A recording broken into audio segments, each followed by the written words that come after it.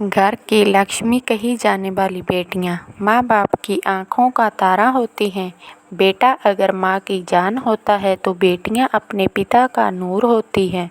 एक पिता के लिए उसकी बेटी दुनिया की सबसे खूबसूरत और बेस्ट बेटी होती है। वहीं बेटियां भी अपने पापा को सुपर हीरो बेस्ट डैड की तरह दिल में जगह देती हैं।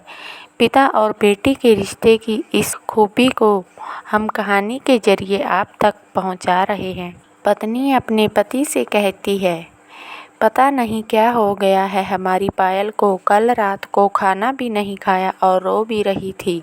अभी सुबह जगाने गई तो फिर से रो रही थी। वजह पूछी तो बस इतना कहा कि प्लीज़ माँ मुझे अकेला छोड़ दो। मुझे लगता है कि शायद उसे किसी ने प्यार में धोखा दिया है। डर लगता है कहीं वह खुद को नुकसान न पहुँचाए। पति थोड़ी खामोशी के बाद कहता है, ठीक है मैं देखता हूँ।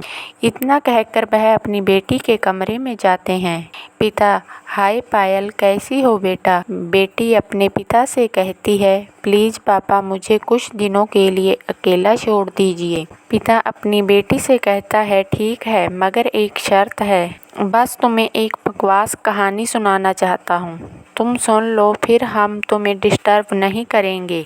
बेटी कहती है, ठीक है पापा सुनाइए।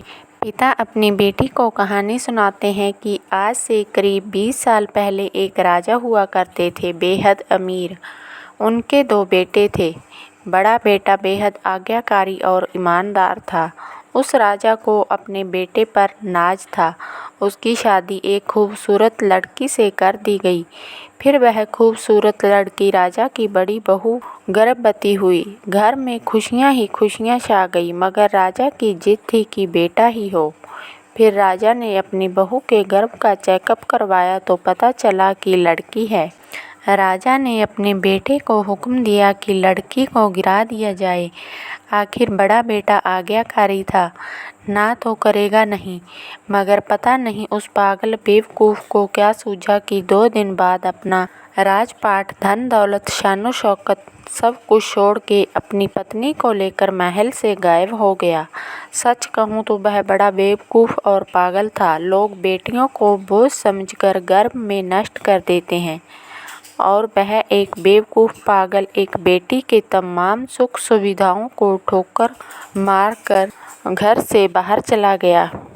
वह बाप की बात मानता तो आज उसकी जगह राजा होता। न जाने वह बेवकूफ़ बेटी के लिए बाप न जाने किस हालत में होगा।